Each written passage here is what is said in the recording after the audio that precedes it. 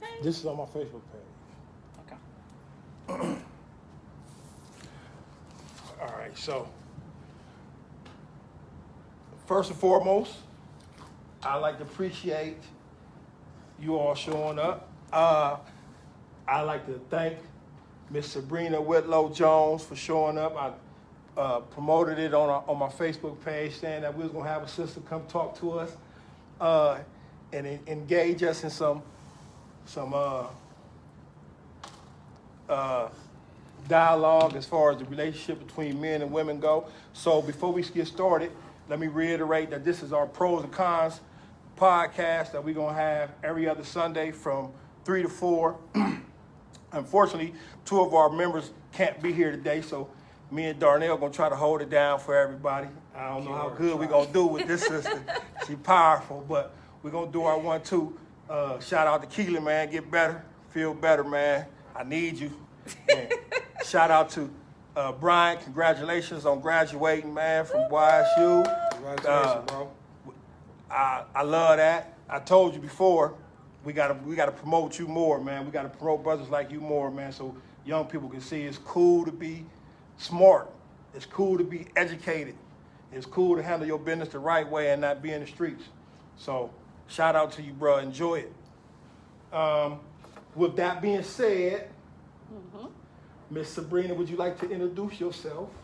Well, Give a little bit of your background. Yeah, I give a little bit of my background. Okay, I'm Sabrina Jones. I was born and raised here, well, not born here, but raised here in the Youngstown area, graduated from Cheney High School, lived on the south side of Youngstown. I've been married for 26 years. I have 2 boys. My oldest son graduated in May and he's moved out, and now he has a fiance and he's about to embark on this marriage situation. And then I have a younger son that's 21. I've been at Academy for Urban Scholars since May of 2014. I am currently the school director for the Academy for Urban Scholars. And so that's a little bit about me. And before we go any further, excuse me, if you have any questions or you want to join in, feel free. Sabrina's her live is on, so you can send her a question if you're a friend. Darnell's is on. Unfortunately, mine's is too far away from me, but you can definitely inbox Darnell with any questions, and I'll be able to see it, and we'll put it on the table, and we'll talk about it. And we want this to be interactive, so don't hold back, right? So my question, we're getting straight to it. Get straight to it. Let's My do it. first question is, you say you've been married how long? 26 years. 26 years. 26 years. Definitely speak on that. We go definitely. So, not to cut you off. Go ahead. You said you was married 26 years. How long you and your husband together before y'all got married? So my husband and I lived on the same street. So we grew up together, somewhat grew up together. And then we started dating my 11th grade year in high school. And he actually was in the military at the time. And I don't want to say dating. We were just talking. You know, we really didn't officiate anything until he came back from the military. He came back from the military in 1993, October of 1993. And then we got married, no, October of 1992. And we got married in February of 94. So. 26 years. 26 years. Long years. That's a long time. That's a long time. What would you say has been the key, if it is one key or numerous keys, to the staying power that you all have had so far? So I would say I call it lit, living intentionally and transparent. Okay. Yeah. Told you she's smart. She did. She did. I had a conversation with this sister at the school one day, and I was stuck there for about 30 minutes just listening. Like, oh yeah, I got to get her down here. But go ahead. No, just being transparent. You know, I'll say right now we're in a wilderness period, me and my husband, you know. And any relationship that you have with anybody, you have to be willing to renegotiate all the time. And when I say that because you change. You're evolving over and over again. Who I am today is not who I was in January. Who I am today is not who I was 5 years ago. So when you get with somebody, you have to be able to get with somebody who's willing to renegotiate. Okay. I mean, think about yourself. Are you the same person you was a year ago? You know, but when I married you a year ago, that's the person I married. So you're steady changing. So you have to be able to have that conversation like, babe, I don't even think the same way I did last year. Now I'm thinking about this. And then you sit down and have that dialogue. And once you have that dialogue, then it's like, okay, well, you know, babe, I'm changing too. So how we gonna work this out together? Okay, I like that, right? Intellectually, here's what I've learned about myself. I can understand something intellectually, but I don't necessarily be there emotionally, right? Sometimes my intellect and my emotion aren't on the same level. So intellectually, I understand that. Emotionally, I'm scared of that because you always hear women say, "You ain't who I met," or "You ain't how you used to be when we started dating," or when we. And so it don't seem like we have room as men to change. Like we have to be who we was coming through the door, or it's gonna be an issue. You don't. Because we haven't been taught that. I'm just learning that, you know, over time, over years. That's not something that we were taught. We were taught that you have to be who you were when we married you. We still want you to do everything that you used to do when we first got married, you know. But what people have to understand in any relationship, it doesn't matter if it's a personal relationship, intimate relationship, friendship, you are steady evolving.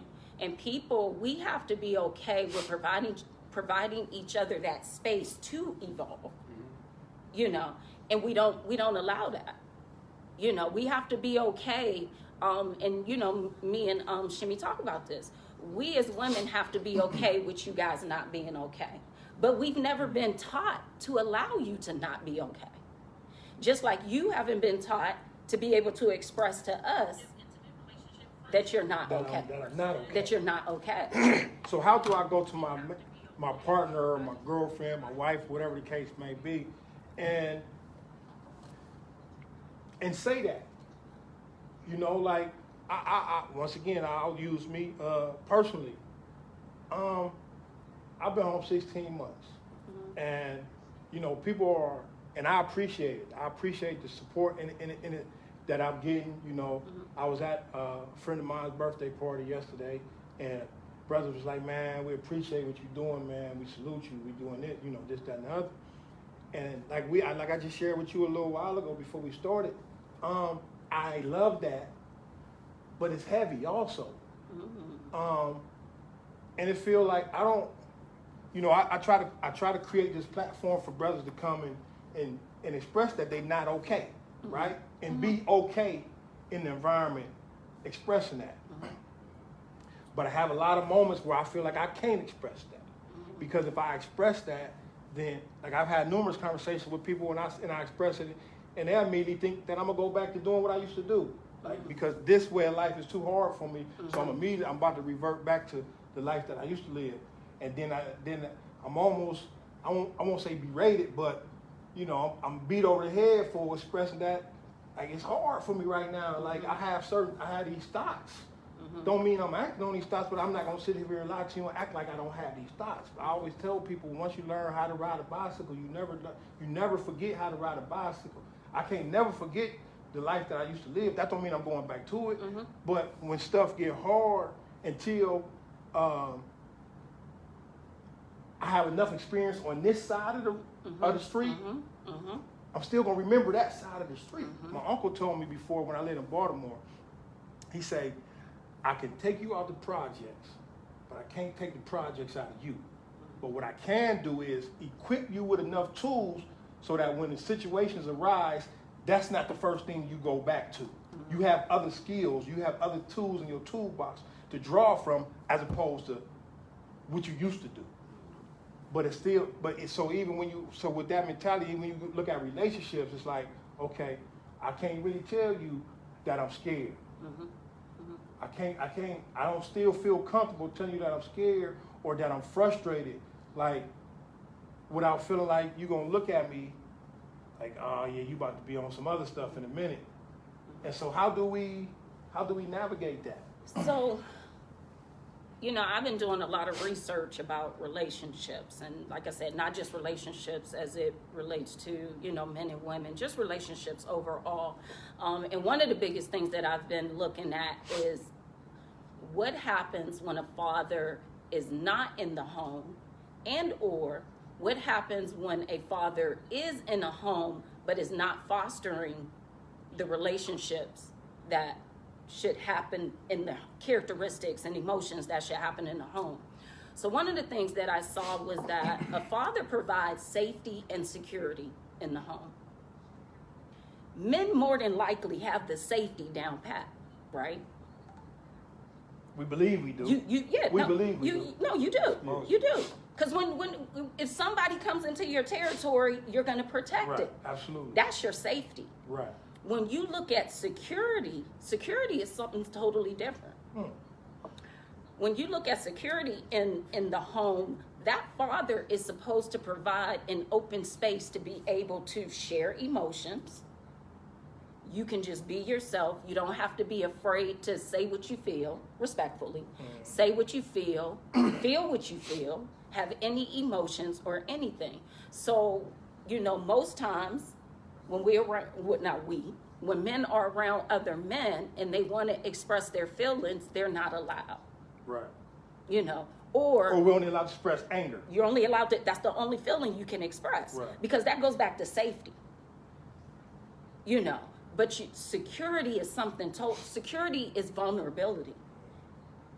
Security means I can be vulnerable with you and not feel anything about it. I could cry with you and not feel anything about it.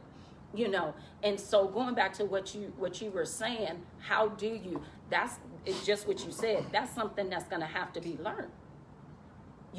That's going to be something that you and your significant other is going to have to provide that safe space to be able to have those conversations and be okay with crying, be okay with expressing, I'm not good today. And you have to be with somebody that is able to respect that you're not good today. But on our side, I'll say on the female side, and females, I'm only talking for myself and some of the females that I'm with, we weren't taught how to accept that. The same thing you were taught, that you were always supposed to be okay. We were taught you were always supposed to be okay. Right. So it's hard for us sometimes to see that you're not okay. But I'll say this on the flip side, we want to know that you're okay. Most women, we want to be able to nurture you guys because we're nurturers. That's what we do. So we want to be able to know you're not okay, and so, I don't know if that answered your question. It does a little bit, but it's still like, so you have situations where, and I've had conversations with sisters and they be like, it's cool for you to show emotion, but I don't want to see you crying, right? But what if that's required of me?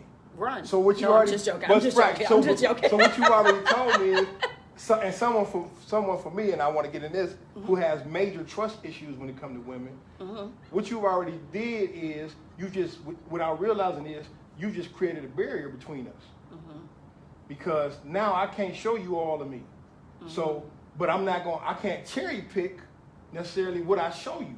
So I'm just gonna shut a whole part of me off, right? Which is gonna be a barrier to us doing any type of growing. And I think a lot of times men do that, especially brothers. And we talk about, I know damaged brothers. I don't know healthy brothers. I'm learning healthy brothers now. I know damaged brothers. Yeah. So we're taught. I seen the sister on Facebook before, and she was going in talking to women who like the dope boy, who like the street dude, who like the jail dude. And she say y'all like these dudes, but y'all understand that these dudes is damaged. So when they come at y'all a certain way, or when they don't show their feelings to y'all, when they don't, embrace vulnerability, when they seem cold, y'all got a problem with it. But this is what they had to do in order to survive the life that they had to live.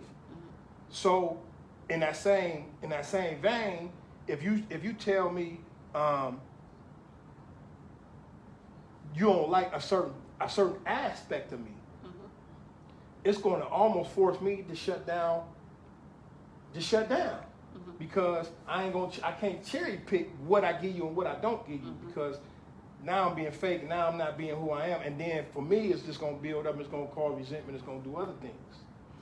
And I'll say this, then it depends on how far into the relationship I'll say you are, that you would handle a situation like that for me. I would ask, why does that make you feel uncomfortable? Why would that? Why would that for a woman, and I can only speak for myself, why would it make you feel uncomfortable to see your man? You speaking from a woman's standpoint. I'm saying from a woman's standpoint. Okay. Why would it make me feel uncomfortable if me and you dating and we together, and you come in just like, babe, I had a rough day today, and tears start coming down? Why would that make me feel uncomfortable? Me personally, I think because the same way men have been indoctrinated, like you said a minute ago, women have been indoctrinated to see crying or vulnerability as a sign of weakness. We say we want it, and see, one thing about me, I know that a lot of times my emotion and my intellect don't be on the same level, and I have to bring one up to the other. And I think a lot of people is like that, but they don't acknowledge it or even realize it. And in situations like that, women are like that, where intellectually they understand it, but emotionally it's something new. So when they see it, it's kind of rejected, or it's looked at like, I don't know if I like this. So anybody who talk to me and they see this, they gonna know where I'm going. Okay. There's always a deeper issue as to why women would feel that way. There's something deeper. Okay. It's not surface level. And I think, I know I'm friends with you, and I know you're friends on my Facebook. I think right now we're in a season that we all need to start healing. So when you talk about broken men don't have to be drug dealers. True. We got a lot of just broken people Right. out here. I am not going to just say broken men. I'm saying broken women too. I just put on my Facebook this time last week, I met my father, not met my father, because my mother and father was married. And when my father divorced my mom, he divorced me, And so me and my father just got back, and we reestablished our relationship. That would have never happened if I didn't initiate that. But what I realized is some of the ways that I have moved over my life and over time and stuff was because of that void that I didn't have with my father in my life,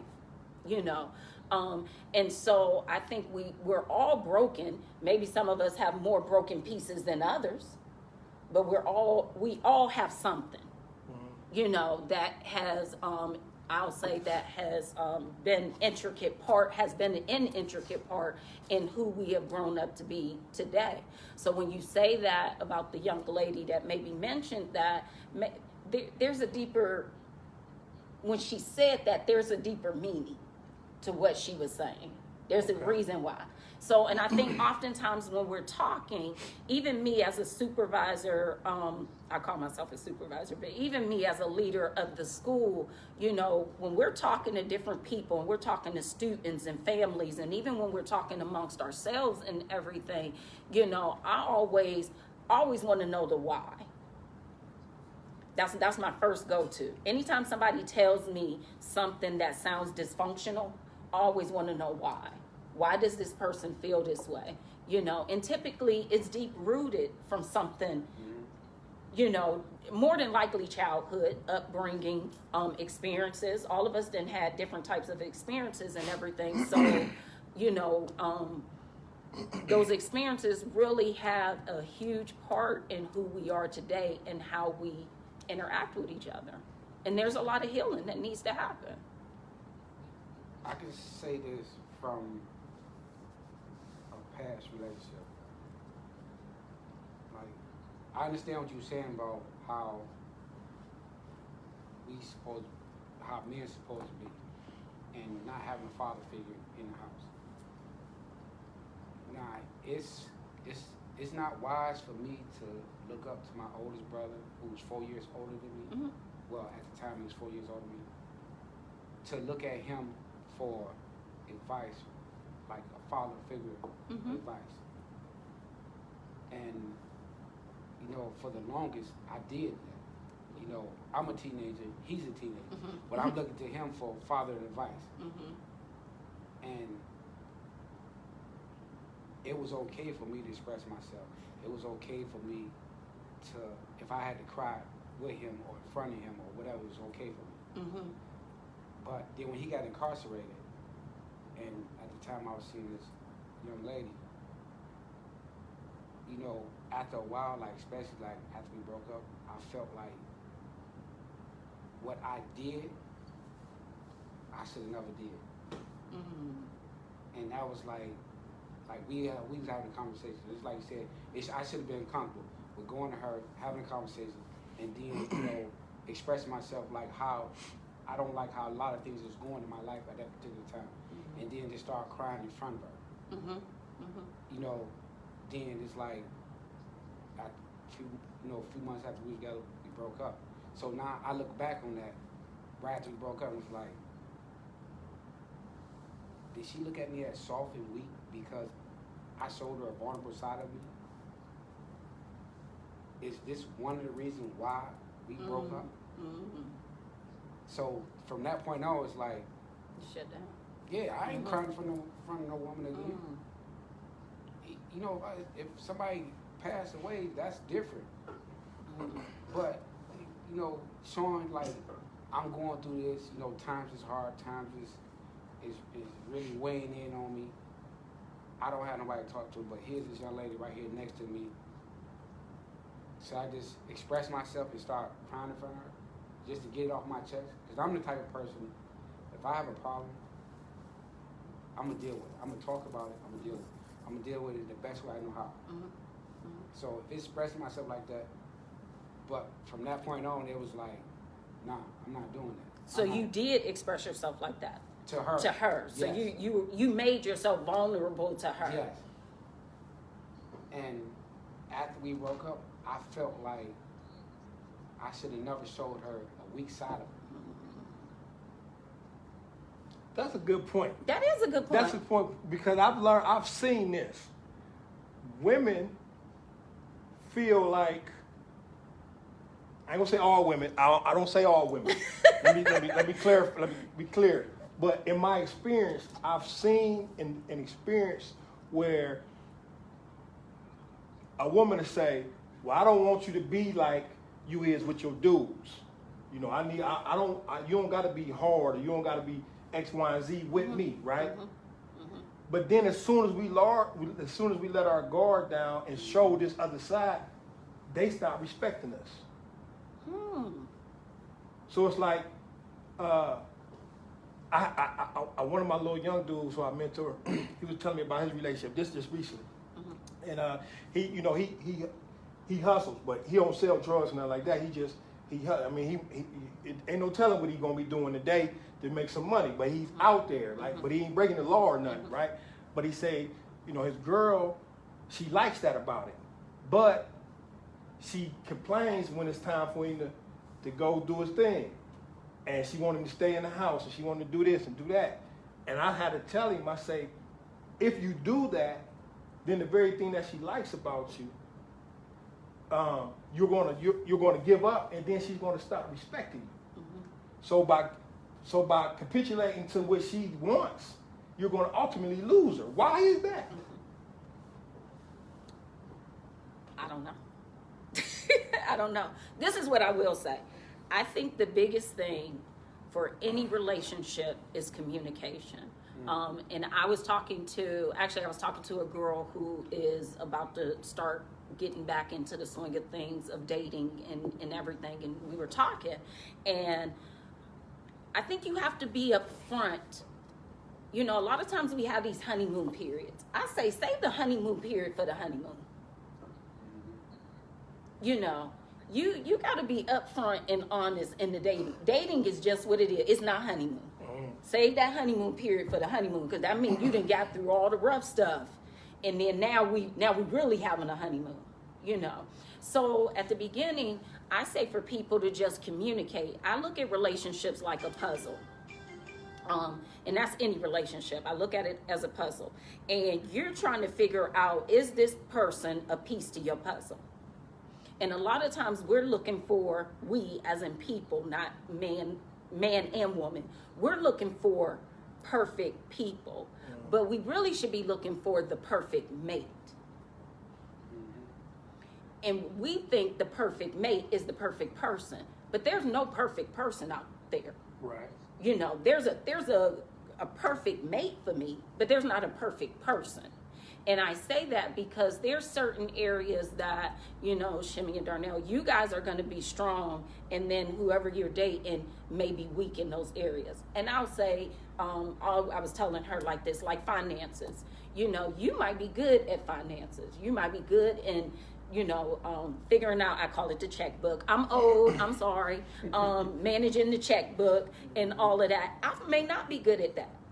But we still could be together, because you know what? You gonna manage the checkbook all the time. I'm not gonna manage the checkbook, but you gotta know your weaknesses, you know, because if you marry yourself, you'll never grow. I like that. You know, and a lot of times people are looking to marry themselves. Right. You know, but if you marry yourself, you gonna stay stagnant. So brother just said that, how you feel about that? Women really don't want a man to tell them how they feel, how they truly feel. Do you believe that? I believe at times we don't know what to do with it. Okay. We don't know how to respond to it, because most times, and I'm not saying everybody, but a lot of times men are dealing with women who have grown up in a house where their fathers were shut down and or a father wasn't in the home. So that dialogue between mom and dad on mom even knowing how to cater or how to accept this, it hasn't been modeled. Right. Like, you know, I know, you know, growing up with my mom and my stepdad, you know, my mom catered to my stepdad, but my stepdad didn't show his feelings. So I wouldn't know how to allow my husband to show his feelings to me, and then I respond to it. So I think sometimes what we do as women, we hear it, but we don't know how to respond to it. We don't know what you want us to do with it, you know, because we don't want to do too much, and then you feel like you're soft. You know what I'm saying? So then it's like, okay, he just told me that. What do you want me to do? You know, do you want me to hug you? Do you want me to let you just have your, you know, your moment? Like, what? Got you. But and I think that's where that's where communication comes. That's where babe. Absolutely. That's where you have to say, babe, you know what? Even at a time, say for instance, when that situation happened with you and the young lady, and I know you guys were probably young then, but at that time, it would be like, you know, babe, I just had a moment with you, and I didn't like the way you responded. This is the way I need you to respond when I act this way. Because we always assuming somebody else knows what to do, and we don't. None of us do. But you can teach me. You could teach me how to love you. You could teach me how to respond to you. You know what? I'm glad you just said that. And I got two other questions. I hope I remember them. But that just raised up to me. Why do women feel like we don't love them if we can't figure out what y'all thinking? You know what I mean when I say that? No. So, if you love me, you will know this. If you love me, you will know that I don't like this. If you love me, then I shouldn't have to tell you to do this. That's setting a man up for failure, because at the end of the day, no two women are alike. One, and we're not mind readers. And I offer. Well, don't ever say that. Yeah. Don't say that, because you said no to women. What she ain't asking you about another woman. She Right. asking you about her. But I'm saying. So I'm saying if we getting to know each other, right? Or not getting each other. We love each other. We in this relationship, right? But at the end of the day, it's layers to you, just like it's layers to me. For you to assume that I should know X, Y, and Z, it set me up for failure. I might have knew how to do it with this person or that other person, but I'm not going to assume that the way I did it with them people, I can do it with you. But what she's asking is for you to pay attention to her. Okay. She's saying, pay attention to my needs, because love is a verb, right? True. Absolutely. Love is a verb. It's a verb. So a part of loving somebody is paying attention to their likes and dislikes. You know what I'm saying? So if I'm in a relationship with you and I see that you, that's just like you don't like green beans. But I decide every month I'm cooking green beans. That's going to be my vegetable of choice. You know what I'm saying? So you would be thinking, babe, why do you keep cooking green beans and you don't know, I don't like green beans. Right. You know what I'm saying? I don't know because I wasn't there, but I'm assuming what they're saying is pay attention. Literally, somebody just said, absolutely pay attention. But it's not necessarily not paying attention. I'm like this. I'm going to show you I love you by doing what it is you require me to do. But tell me what that is. Don't leave me to try to figure it out, because. So then that's a conversation. And that's what I was going to say. That's what I was going to say. Now, two things what you said. Just because you did this with these two, these two in the past, you can't do that with her. Right. Every relationship is different. I'm a firm believer in that. And the second part, I think is just like you were saying, I said a lot too. Communication is the most, to me, communication is the key to any relationship. Any relationship. I will put that number one. There's a quote that says the highest form of love, the highest display of love between two people is communication. It's communication. Because that's the way you will know, like communicating, you'll understand her a little better, and then you will start seeing different things she do, so you will know what she like, what she don't like. I'm not saying it's gonna happen overnight. Definitely not saying that. No. But with communicating, it will help you get there quicker, in my opinion. No. But I'm but not an expert here. But listen, but communication means that's a two-way street, right? So that to my point, tell me, express to me what it is you desire from me, and I'm going to show you that I love you by doing it. Well, she can't do that though. Yeah. Then how does the responsibility fall on me? But now you got right now today, Shimmy, you got the tool. Because now you going into, if you in a relationship, now you got the tool to be able to say, somebody has to have, and that's what we do in relationships. If you're not doing it, I'm not doing it. You expect me to do something that you can't do. You can't, it's never gonna operate like that. So now you got the tool and you like, okay, now from now on, when I get in a relationship or the relationship I'm in, I'm gonna have this conversation. Babe, you know, go back to the five languages, the 5 love languages. I love that book. You know, I love it. and that, to me, that is day one, dating, maybe the second date. That's the second date conversation. Okay. How do you like to be loved? Let me tell you how you like to be loved, and let me tell you how I like to be loved. You know, that's day one. That way there's no, you know, that way there's open communication of this is what I like. You know, because oftentimes what we try to do is love people the way that we want to be loved. Right. And we don't love people the way they want to be loved. Well, don't, I mean, if or we need to be loved. True. Before you go far, Go ahead. I want to say one thing. You are an expert. No. Yes. Let me tell you why. This is just my opinion. This is my opinion. I agree too. One, you're a black woman that's been in a relationship, been in a marriage for 26 years. That's an Too anomaly. many black people can't say that.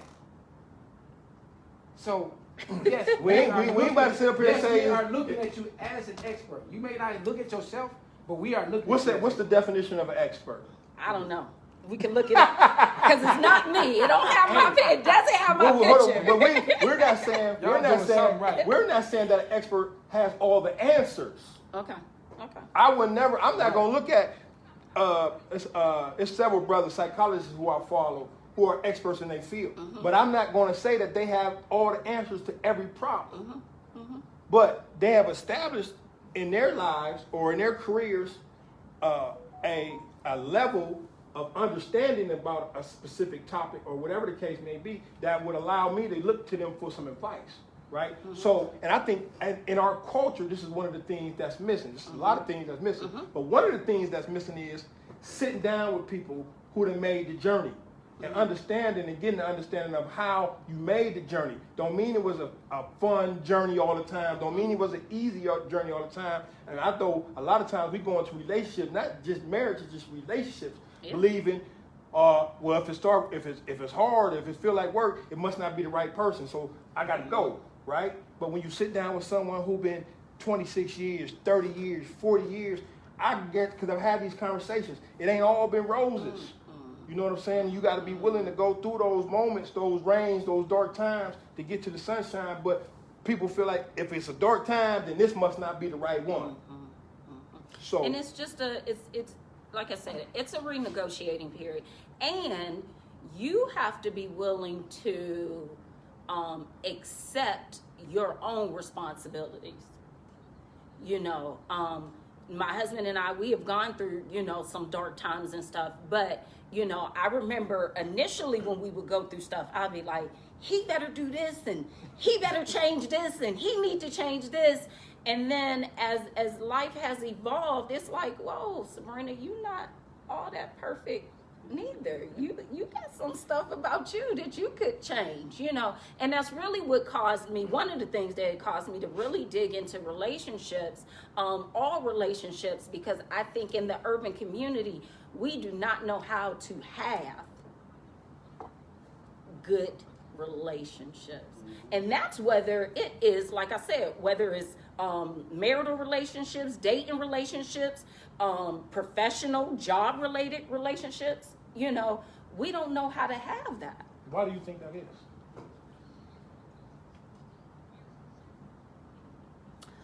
I think it goes back to, you know, actually me and Blood, I wish Blood was here. Me and Blood was having this conversation and we were talking about relationships, and we were just talking about just a lot of stuff, fatherhood and everything. My grandmother, who's 105 years old and she's still alive. Wow. You know, her mother was the product of a master raping his slave. Her mother was. Her mother. So my great grandma, not Right great, there, great, great, right. great, great, my great grandmother. And when my grandmother used to talk about this kind of stuff, and then my grandfather, which was her husband, he actually was breastfed by the master's wife. So his mother could go out in the field and work. His mother and father worked, and so he, you know, whatever. But anyway, we were talking about that. And I said, for generations, you know, on down, we just haven't been taught. We've been taught to, like, how can I say, throw stuff up under the rug. We've been taught to bury stuff. You know, think about at that time, her mother was married to somebody and he had to take ownership of a child that wasn't his, that he knew was somebody else's, but he couldn't leave her. It wasn't her fault. Right. So being quiet and sweeping those things up under the rug, and it's just things that we were programmed not to talk about. And I think as that happened, that began to develop. We didn't have successful relationships. What do you feel is we can probably have a million reasons why we don't, but in your opinion, why don't we trust each other? As in? As a people, why don't black men and black women trust each other? We say we love each other. We say we love each other. Put posters up and everything. but why don't we trust each other? In your opinion. And actually, I just put something on my Facebook page because we're broken. We're broken. You know, and hurt people hurt people. And just think about the people who are hurting other people and all of that. It just, I don't know. And so we got to start healing. You know, I've been lately just putting stuff on my Facebook page just about us trying to heal as a people. Go talk to somebody about that pain that you have. Because 9 times out of 10, if you're not expressing that pain that you have, you're hurting somebody. You are hurting somebody. If you don't get it off your chest, somebody may not be telling you that you're hurting them. For whatever reason, they don't want to tell you that you're hurting them. So then they become a hurt person. And then the cycle continues. It just continues. I start hurt, then now I'm going to hurt. I've been hurt. You don't talk to me about your hurt. Because now it becomes, you can't even talk to me about your hurt. Right. Because I've been hurt. So then we sitting around measuring how hurt we are. I'm more hurt than you hurt. Does it matter? Shouldn't. It shouldn't. Instead of trying to heal and loving each other. And In that way, that trust, like you were saying, why don't we trust each other? That trust will build up. yeah, Instead of hurting each other, we should be trying to love each other. yeah. But I can't love you if I don't love myself. Good point. How can I love you if I don't love who I am? So it starts with self, It starts with self. and then it should spread out. Exactly, because once I start loving myself, now I'm going to show love. And once I start showing love, it becomes like a wildfire. Just like hate becomes a wildfire. You know, so that's the key right there. We got to start healing inside, showing love, being more compassionate. You know, one of the things somebody asked me, you know, and it's so funny since I did this with my father, I'm not an expert on building relationships with your dads. I promise I'm not. I'm just become, you know what? My coworkers laugh at me. I turned 46 in October and I said every minute of I say the last half of my life. And every minute in the last half of my life counts. And I want to make sure that it truly counts. Not numerically, I want to make sure it counts to other people. And so when I restored that relationship with my father, I did that because of the scripture where Jesus said, somebody had a question? Oh. Go ahead. Somebody had a statement that I want you to comment on. Oh, But go ahead. okay. Go ahead, finish the No, that's okay. Okay. So anyway, you know, when I did that, this scripture was in my head, and it was when Jesus was dying, and he said, "Father, forgive them, for they know not what they do." Which verse is that? That is in Luke. I know it's in Luke. Okay. People use it all the time too, though. Especially Yeah. in rap Yeah. songs and Yeah. everything. Yeah. All the Always time. say that's why. Yeah, Right. yeah. So that scripture stuck with me. And I said, my father didn't know. He knew he didn't do what he was supposed to do, but I don't think and I know he didn't after we didn't have this conversation, he didn't know the significance of the hurt, right? So let's go back, let's talk. So just like if a man cheats on a woman, you don't really know the significance of cheating on a woman. You just think, I cheated on her, she'll be okay. She might be hurt, she'll be okay. But the significance behind that is now you done mess with the woman's self-esteem. You done mess with the woman's confidence. You done made her feel worthless. I don't think when you cheated on that woman, that's what you were trying to do. But that's what she experienced. Right. That's her experience from it. You were just having fun. You were just, whatever, willy-nilly. Right. You know. Don't mean it don't mean nothing. It did.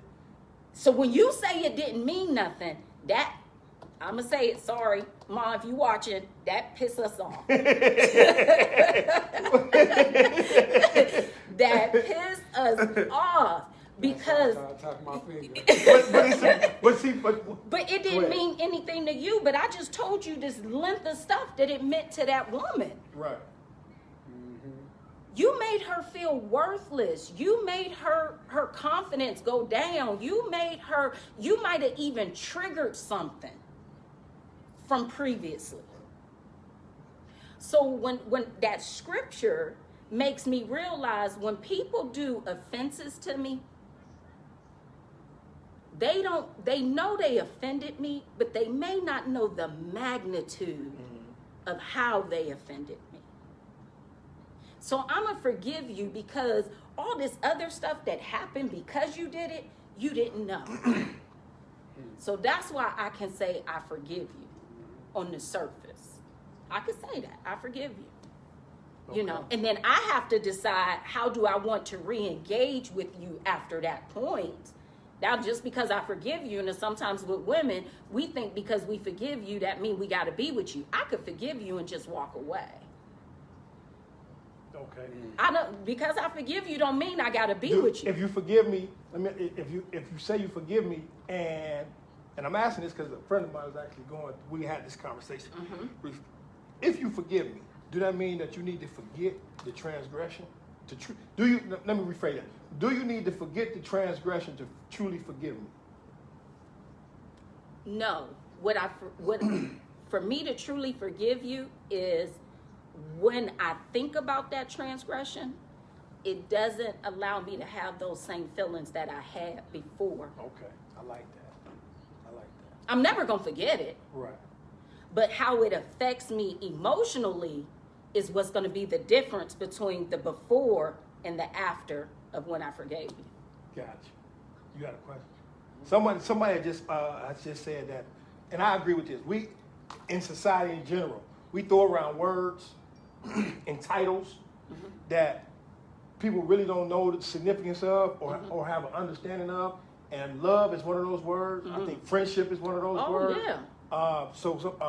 Actually, my little cousin, she said people don't understand what love means. Like you said, it's a verb. It's an action word. Yeah. That don't mean you're gonna be perfect all the time. No. But you're gonna be able to see in this person's actions that they love you, even in their mistakes. That they love you. If you know what I'm saying, whatever their mistakes is, that they love you. That was your cousin that wrote that? Yeah, it's my little cousin Tom. So You should. Excuse me. No, go ahead. You should read that and let everybody hear that. 'Cause I like what she said about that. She said the word love is a beautiful word and used recklessly to manipulate. Definitely not in the way it should be. The matter of the fact is most people have no idea what it means to love. So. And she absolutely right, because most people don't know how to love because they haven't experienced the true meaning of love. Now she comes from, and I can speak to this because this is actually my relative. Her parents just celebrated their 50th anniversary, right? So she's seen it. Most people have never seen it. I ain't gonna say. Yeah, I can. I'll say most people. I was gonna say most black people, but I'm gonna go on the line and say most people because that's not commonplace nowadays, right? But let me ask you this. Let me turn the station a little bit. Which station you turn it to? We're gonna It depends on what station. We're gonna turn it to economics. Okay. Right? Should economics define the role in a relationship? No. You saying as far as if you make more money than me, so I pretty much got to acquiesce to the decisions that you decide to make for our home or our house or our relationship. If you don't know how to, no. And if you don't know how to spend money, that's a conversation. No. And I'm saying. Let me ask you this. Should I have input on decisions that you make even though you're the one making the most money? Yes. Why not? If you're in a relationship, Okay, so I'm about to tell you this. Okay. I don't know if you in a relationship right now, I'm talking but to if you about to get in a relationship, you gonna consult with me, cause I'm Okay. But listen, hold on. The thing is, if I'm in a relationship, I don't got no money, so I'm gonna be the one who acquiesces no, to the but person with the money. I'm saying, cause I'm worried about these people you talking to. Anyway, All I told you, all I know is damn people. I don't know all the healthy people. I'm just joking with you. No, if we're in a relationship, we're together. Now, think about it. And probably your cousin whose parents is 50, those type of relationships evolve because the man was the breadwinner. Mm-hmm. But at the same time, you got to be okay with not being the breadwinner. How do I? Too. I was going to ask. How do I? Because I have this is my belief system. Mm-hmm. What you make, you can do whatever you want to do with it. That's my belief system. As a man, my belief system is, if you my woman, I have an obligation to take care of you. That's part of that protect. To me, that's part of that protection. That's right? safety. The problem is, I'm not in a financial situation to do that. So I either one, don't get in a relationship, or two, try to figure out how to be okay in a relationship where I'm not doing what it is that I feel I'm supposed to be doing as a man. How do I do that? I have a problem with that. It's It goes back to what we said. It's communication. It's looking at the roles in the relationship. You know, you got to start looking at the roles. What's the roles in the relationship? But I think too, and I don't know if a woman has ever put you in a position that didn't make you feel that way, but are you going in guarded already? Are you going in that relationship already guarded because you know this is a deficiency that you have absolutely. right now? If I'm being honest, if I'm being 100% honest, absolutely. And what does that guarded look like? Not fully committing. Okay.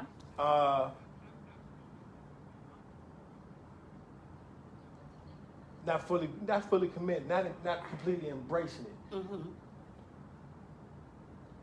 And it's like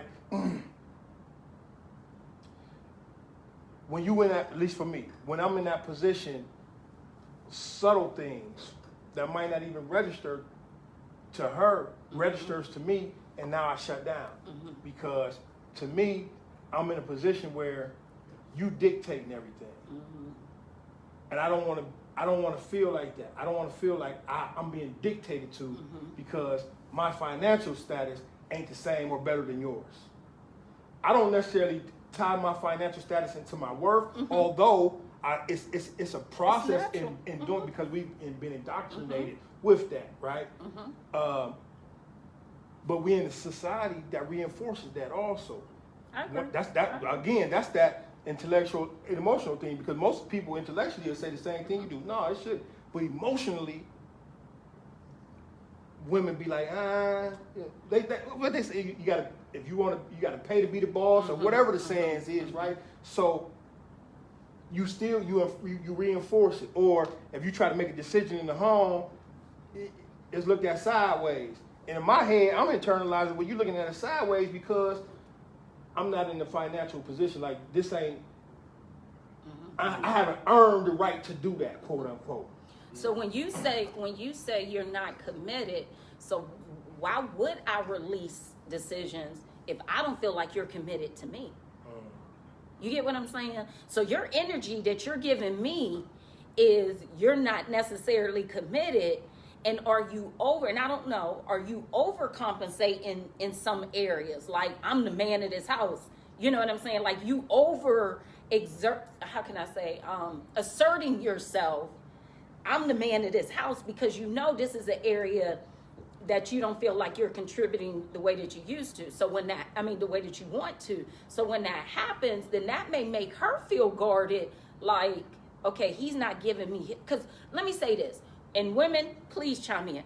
We know when you're not committed. We know when you're holding back yourselves. I believe that. And when you do that, it causes us to hold back. So now you in a relationship where two people who really want to be committed can't be, because we going back and forth with the guardedness. Right. Now, someone just said, it says it costs to be the boss. But see, that's the mentality that I'm talking about. Like, okay, if it costs what to be the boss? First of all, I don't want no boss. I got a problem with having a boss, period. Like, and that's part of my journey, though, coming from where I come from. For 26 years, people have told me what I can do, when I can do it, how I can do it. I don't want that experience in a relationship, right? Don't do that to me. Regardless of who makes it, because I'm not going to do that to you. But just because you think, you know, you got the best economic situation between us, that you can do that, it's going to be a problem because I'm a buck. So don't do that to me. But you have that mentality, it costs to be the boss. But so how as a man do I go into a situation if I feel like, I mean, I can choose not to deal with this person, you know, but if I love this person, it's a lot, it sounds good saying just walk away from a person. But if you're in love with a person, that's not easy to do. But you fell in love in the honeymoon period. People, leave the honeymoon period to the honeymoon. Dating is just that. It's getting to know who that person is. Before you say, I love you, let me know who you are. What's your likes? What's your dislikes? If we was in a relationship with my financial situation right now, how would we go about this? What would be the roles? And like, that's conversations. Those is real conversations that you have with people. Not once you start falling for them. The reason I'm falling for you is because of all this real stuff that we didn't talk about. Not the honeymoon period. You know, and so this is a conversation, Shemi, that I would have with the person ahead of time. Like, this is how I feel. This is, you know, this is where I'm at right now. Do you have an issue with this? Right. And how do you see yourself in a relationship with somebody who's in my position? But see, that's the thing. And I understand this, right? I am not necessarily talking about me personally in a lot of these situations. Yeah. These are conversations I've had with people and things that I've seen, right? But you'll have women who will say, it goes back to I respect your hustle, but I want you here with me. But if I'm here with you, then you lose respect for me. So it goes to okay, I don't need no man to take care of me. I got my own. Right? You know this whole spiel. So the dude show up and he there, and he might, you know, be having a hard time, whatever the case may be. After a while, it's like, okay, you're on the timetable because now I'm looking at you sideways. But you knew coming into the door that I was having a hard time, that my situation wasn't, you know, what I would even like it to be. You said you was cool with that. That's not what you was looking for. But now, because we in this relationship or whatever, now you done put expectations on me that you didn't have on me, and now it's making you look at me sideways. So what I think, it goes back to communication. She didn't communicate what she wanted. Because what I think, and I don't know because I don't know her, what she's saying is, I don't like all that hustling. I want you to do something. But all that's taken, I'm assuming that's taking you away from me, because maybe her love language is quality time. So what you're doing that's taking you away from me, I really want you to find something that we could have I'm gonna say traditional. We could have a traditional relationship where we both coming in at the same time, having dinner with each other at the same time. But that's not what she said. And that's always a problem, because I think on both ends, we say certain stuff, but we don't say it thoroughly or explain it all the way through. You know, like if I say, babe, I want you home with me, you know, his thought is, okay, I got to stop doing this and I need to, you know, do this, whatever the situation is.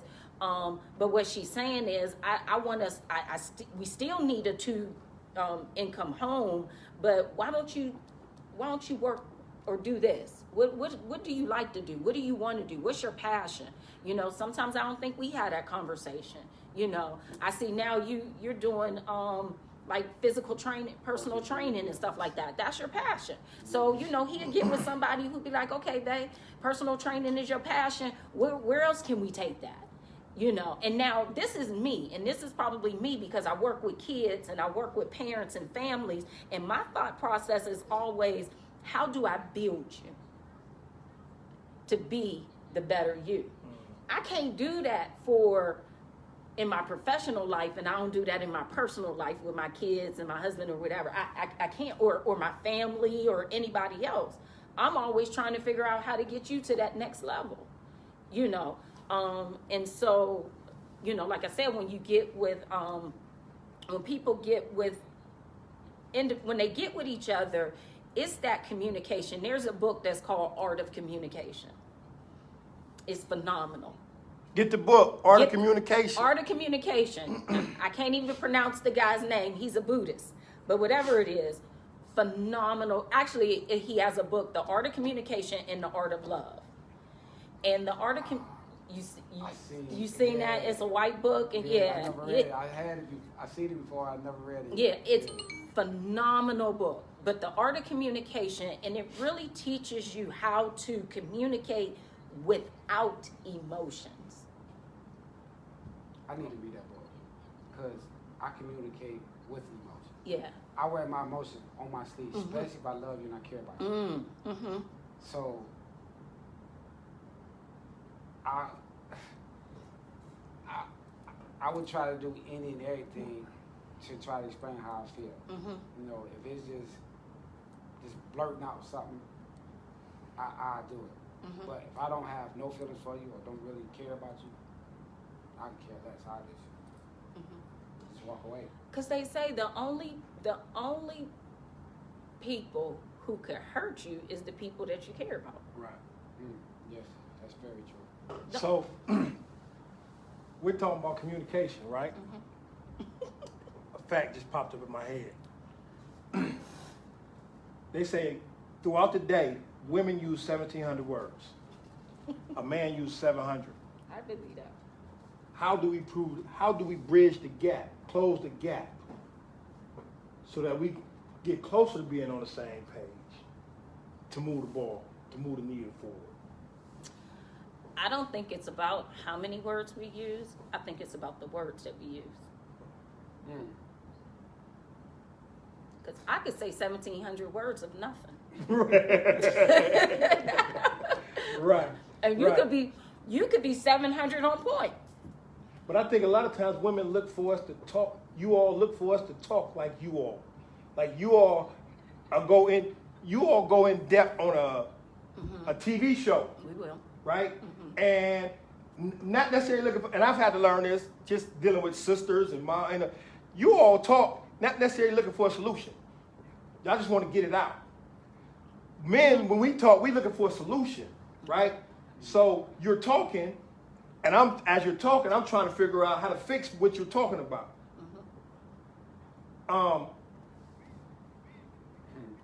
That's a good point. And we get frustrated because it takes you forever to get to where it is you need to go to, because you use so many words in doing so. We're thorough. So, okay. So that's the way to look at it. So women make statements and we look for solutions. Absolutely. I read a book. It's called The Science of Love. It's one of my favorite books ever by a guy named John Baines.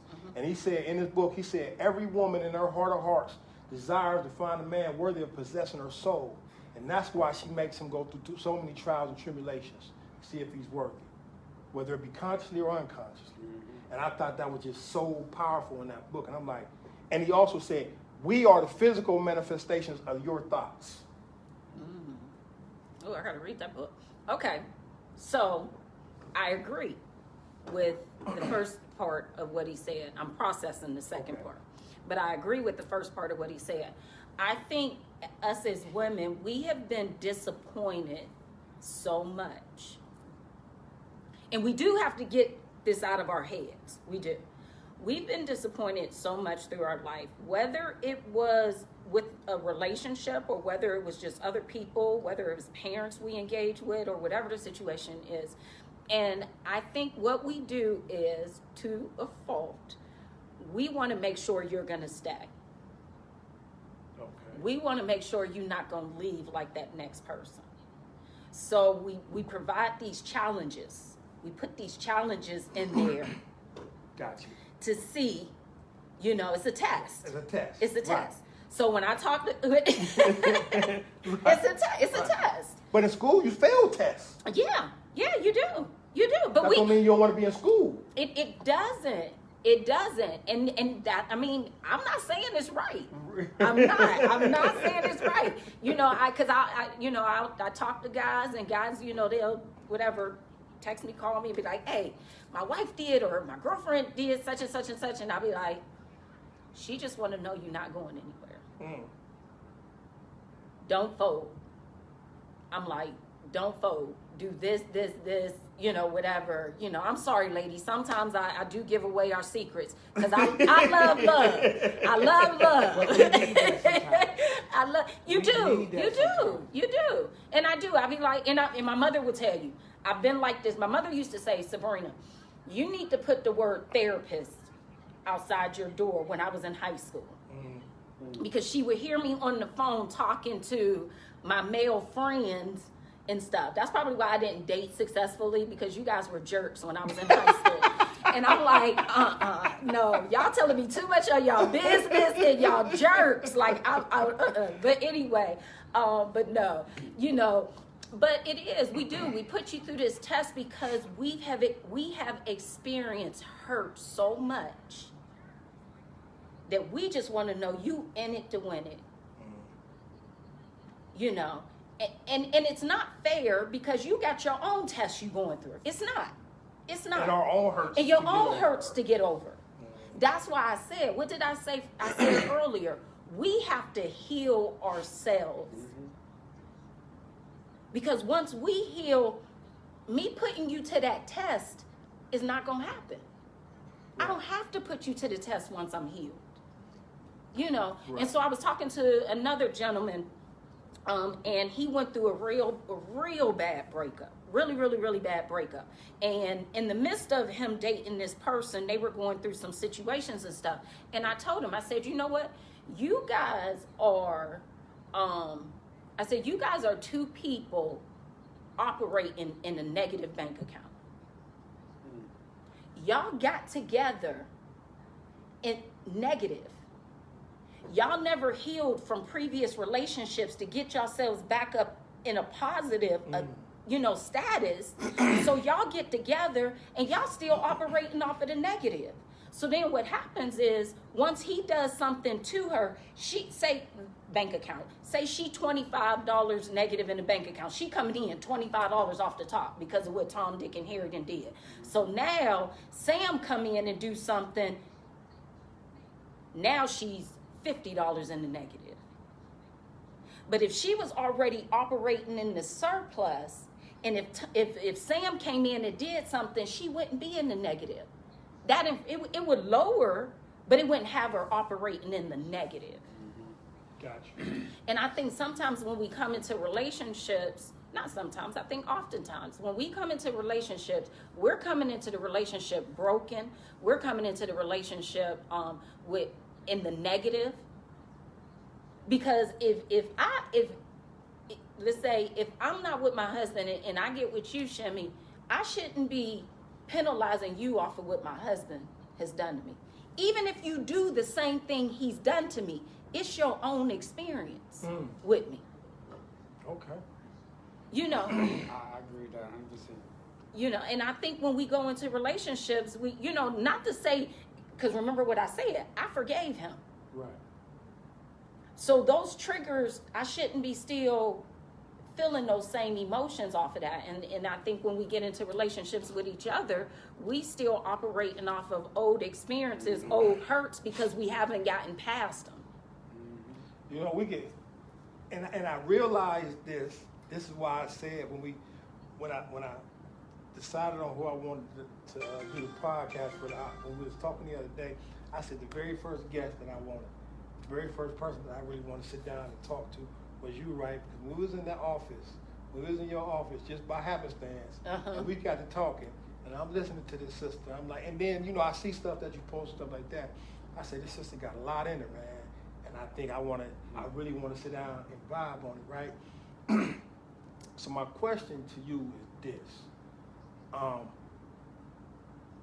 As we leave, because we about to wrap it up, right? In your opinion, how do we really start to like and love each other as a people? You have to, and this is just my opinion, you have to start to like and love yourself first. That's just the key. I agree. You have to be able to, let's say this, like, love, and forgive Okay. yourself first. And once you start, because I could care about you and I could say I love you, you know, but if I don't love myself, I promise you, if you don't love yourself, you're not going to be able to love somebody else. But now let me push that. I don't want to say push back, but a psychologist once said, and it made sense to me, that's why it stuck with me, that you can't love yourself. No, let me take it back. You can't get the same feeling from loving yourself that you get from loving somebody else. Then the endorphins and all those things that you get from being in love or loving another human being, you don't get those from loving yourself. So Selfishly. Okay. Selfishly. Like you can't, you know, like you I've experienced people that love themselves and just love themselves and don't give back. Right. I understand what that's like. You know, I understand exactly, because I love, and a lot of women, we love. Right. We do. But loving yourself and loving somebody else appropriately, I believe it starts with me loving me first. Okay. In order for me to love you appropriately, I have to love myself first. I'll give you that for the most part. Mm-hmm. But I've also seen, especially with women, where if we say love is a verb, that means it's an action word. The actions that they display say that they don't love each other, but then they have a child. Mm-hmm. But the actions that they display towards themselves will indicate that they don't love each other, that they don't love themselves, Mm-hmm. and then they have a child. And Mm-hmm. the love that they have for this child motivates them to change the behavior that would indicate that they don't love themselves, if that makes sense. Mm-hmm. Right? Mhm. So it's the love for another person that's motivating them to start loving themselves. Another quote that I love quotes. Mm-hmm. The strongest impetus for a man comes from a woman that he admires or loves. Mm-hmm. Right? Meaning, I might be cool sitting on the couch with my belly hanging over my belt buckle, you know, Mm-hmm. with no motivation. Mm-hmm. Somehow you come along and it's just like, man, I need to do everything I can to impress this woman, because you just whatever it was. Because right? you taught me and how you to motivated me to start loving myself, Mm-hmm. so that I can be the guy that you want to love. Mm-hmm. Make sense? Mm-hmm. Mm-hmm. So I agree that we got to have self-love. Mm-hmm. I agree with that 100%. But I also can see where the love for another person, be it your daughter, your son, whoever it is, spouse, will motivate you to love yourself when you haven't been doing it before then. Mm-hmm.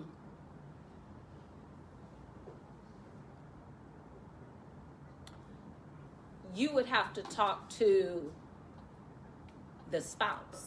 So Okay. you would have to talk to her, because she may not have felt the love that he thought he was giving her by sitting on that couch and not being motivated. Okay.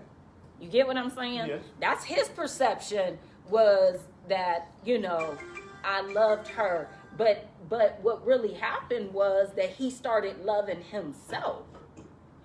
You know what I'm saying? Okay. That's really what happened. Let me say this.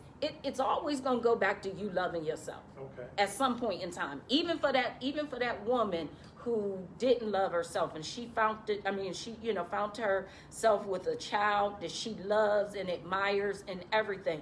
But what she learned after having this child was, I got to start loving myself. I got to start treating myself better in order for me to be a good parent. Because if I don't start loving myself, I'm not going to be a good parent to this child.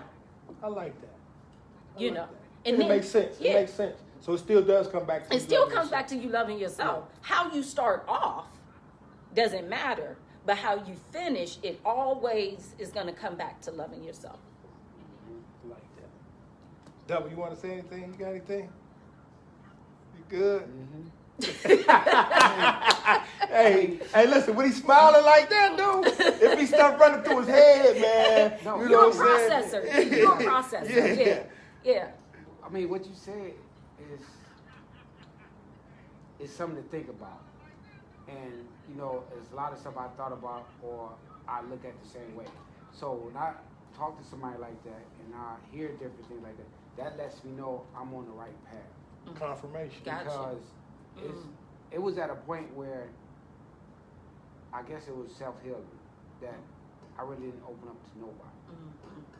You know, as my mother say, having a conversation with me is like pulling teeth. Because I didn't want to. You had to really get to know me, and I had to really get to know you for me to open up and talk, have a conversation with you about anything. You know, I walk around and look like I'm mad at the world, but it was just me being quiet. But now, it's like I want to talk about any and everything. Maybe it stems back from me being incarcerated. You know, you will hear me and see me talk about us being incarcerated because, you know, I feel like I can speak for him on this too. We use that experience to heal ourselves and to grow. And I embrace my time of being incarcerated because it helped me become the man I am now and continue being a better man as I go forward. So yes, I do sit back and I process a lot. Somebody always tell me that I'm Walker, Texas Ranger.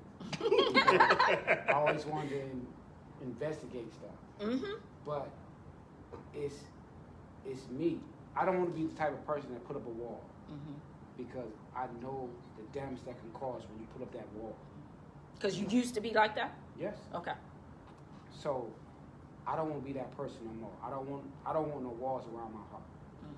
If I'm not afraid to love nobody. I'm not afraid to care about nobody and not worry about my feelings getting hurt. Because if I feel like this, if you hurt my feelings or you hurt me, period, that's your loss. Yep. It's not mine. Because I'm gonna move forward and keep on going. Yeah. And then in the long run, when you have time to sit back and think about what you did to me, you're gonna realize, like, I messed up. Yeah, I forgave you, but you ain't gonna be able to come back and get that second chance. Yep. Because you can Not forgive. that type of love. Yeah, you can forgive and still walk away.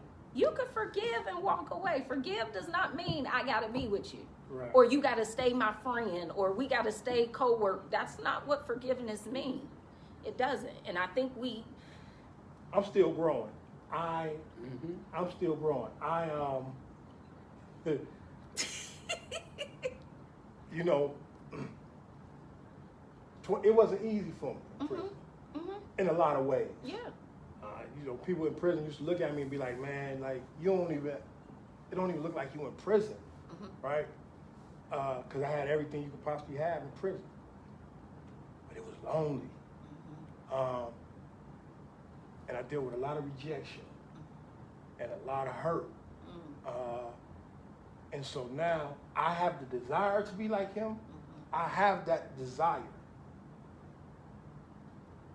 But I haven't become strong enough to put my walls down. Intellectually, I know I'm strong enough to deal with it. The things I've been through in my life let me know that I must be able to deal with it. But I'm fragile emotionally. And you allowed to be. But that's one of those things that, you know, as a man, you feel like you got to carry. And, you know, part of me creating this is because I need it too. Like, it's one of those things you feel like you got to carry because you tell a woman you fragile, she'll be like, man, you better get them. You know what I'm saying? Like, so I'll never be who I used to be because of prison. I say all the time, they should have let me die in the streets because they've allowed me to develop and know and learn who I am as a man, as a being, as a black man. They're gonna regret that. But I didn't come through unscathed. So I desire that. I'm striving for that. It's scary, but I know it's required for me to be who it is that I really envision myself being as a man, as a leader in my community, all of that. Because being sensitive or vulnerable don't necessarily have to be in a romantic relationship. You know, especially if you got sons, or you're trying to raise boys or be mentors of boys, you need to be able to show them that. You know, with girls too. So I know it's a key component to what it is that I want to do. I want to establish for myself.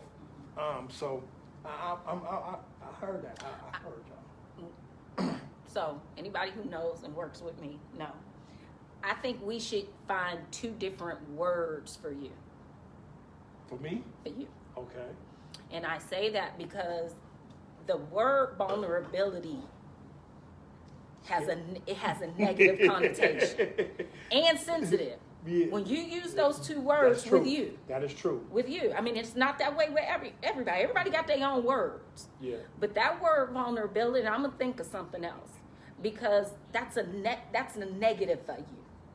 But what you're requesting of yourself, there has to be 2 other words that we could use for that you could see it as embrace it. I like that idea because I shudder when somebody especially when they call me sensitive. Yeah. It's like, I never would use the word sensitive with my boys. Never, because it's such a negative connotation when you use that word sensitive. Sensitive is almost like for a man. It's like weak. Like you might as well say weak when you say sensitive. Right. And and I saw how uncomfortable you were when you said the word vulnerability and sensitive. Like we have to find 2 other words for you that you can embrace and make those words your own, and that's your goal and your go-to. Anyway, that's just so. I so appreciate you coming. No, I appreciate spending this hour with us. I hope y'all got something. She dropped a whole lot just from a female's perspective, a woman's perspective, a black woman's perspective, and a woman who's growing. A woman who's growing, an educator, all of those things, right? Yeah. I appreciate that. You know what I'm saying? Like I knew I was gonna get something from it. I knew when I talked to you at the school that I was going to get something from it, and I got plenty from it. Like I said before we came on, when he was explaining and describing you, I was a little scared. I was a little worried that it was like, but from what he was saying, and also what Brian was saying, I knew I was going to learn something from it, and that's my key, that's my goal. My key, my goal is to learn something from everything that I go through. Because it just adds on. And it makes me a little wiser for the next time. I think if we can have more of these type of conversations, non-confrontational, very loving, caring conversations, non-judgmental conversations. Solution-focused conversations, that's move that moves forward. That moves forward. Yeah.